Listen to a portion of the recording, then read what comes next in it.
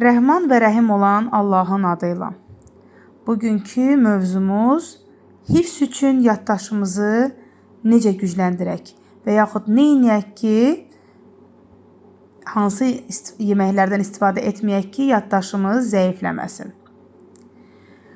Ümumiyyətlə ilk olaraq ondan başlayaq ki, özünə inan və de ki, mən yaddaşlıyam. Əgər bir insan özünə güvənməsə, özünə inanmasa və hər daim özünə negativ və mən onsuz yaddaşsızam, onsuz məndə alınmaz, mən zəifəm, mənim yaddaşım zəif desə, bir müddətdən sonra bəlkə də o qədər zəif olmasa da yaddaşı daha da zəifləyəcək yaddaşı. Ona görə insan özünə inanmalıdır və yaddaşlıyam deməlidir. Hər zaman yüksək və gözəl sözlər deməlidir özünə.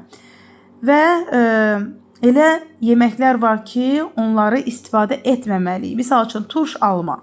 Turş alma yesək, yəni bir-ikilərdən söhbət getmir. Yəni, çox turş alma yemək yaddaşı zəiflədir. Sonra çox keşniş yemək yaddaşı zəiflədir. Buna daxildir pendir. Pendir də çox yesəz, eynən yaddaşa təsirlidir. Yaddaşı zəiflədir. Və vacib olan əməllərdən biri də çox gülmək. Çox gülmək, çox zarafat etmək yaddaşı zəiflədir. Bunu da qeyd edək ki, boynun arxasından qan almaq yaddaşı zəiflədər. Ona görə boynun arxasından qan almaq olmaz. Səhv etmirəmsə, hicamada da boynun arxasından alınmır. Sırf o hissədən almaq olmaz. Çox turşu yemək. Çox turşu yemək yaddaşı zəiflədir. Çox su içmək. Düzdür, biz düşünürdük ki, çox su içmək xeyirlidir, amma xeyr. Çox su içmək yaddaşı zəiflədər. Gecə çox yatmaq. Çalışaq ki, çox yatmayaq. Yəni, hər kəsin özünə uyğun saat var. Yəni, düzdür, qeyd olunub ki, 8 saat normaldır, amma hər yaşın özünə uyğun saatı var. Ona görə gecə çox yatmaq yaddaşı zəiflədir. Buna da diqqət etməliyik. Haram yolla ruzu qazanmaq. Haram yolla ruzu qazanmaq yaddaşı zəiflədər. Yəni, nə əlaqəsi var desəz də buna diqqət etməliyik. Dırnaq uzatmaq. Uzun dırnaqlar, yəni dırnaqları uzatmaq yaddaşa təsiri var, mənfi təsiri var. Dünya işlər üçün narahat olmaq, gərgin olmaq, məyus olmaq, qəmgin olmaq, bunlar da yaddaşı zəiflədər. Lakin dırnaq tutmaq, ən əsas da bazar ertəsi günü dırnaq tutmaq yaddaşı gücləndirər. Düzdür, dırnağı cümə günü də, cümə axşamı da tutmaq fəzilətlidir, gözəl işdir. Amma birinci gün sırf bazar ertəsi günü tutmaq yaddaşı gücləndirər. Ümumiyyətlə, naməhrəmə baxmaq. Bu məsələyə diqqət etmək lazımdır. Ümumiyyətlə, Allahın ayələrinin bizim qəlbimizə daxil olması üçün lazımdır ki, naməhrəmə baxmayaq. Ümumiyyətlə, sırf naməhrəmə deyil də, ancaq gözlərimizi ümumiyyətlə qorumalıyıq. Yəni, Allahın sevmədiyi, istəmədiyi yerlərə baxmaq. Ümumiyyətlə, gözlərimizi, sonra qulaqlarımızı və dilimizi qorumalıyıq. Çünki bu üç yer vasitəsilə ya şeytan insana dəxalət edər, ya da Allahın ayələri ora daxil olar. Əgər biz ağzımızın təharətini pozub, xoşa gəlməz sözlər istifadə eləyiriksə, bu zaman qəlbimiz qaralar.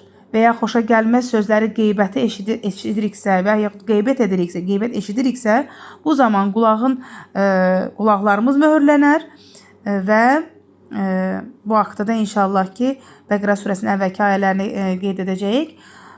Yəni, qulaqlarımızı möhürlənər, belə deyək. Əgər biz pis söz çox eşitsək, yəni qeybət kimi və s. və yaxud nalayiq sözlər eşitsək.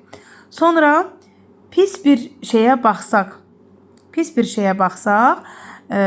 yenə də bizim ruhumuza hopar, hələm-hələm ruhumuzdan çıxmaz.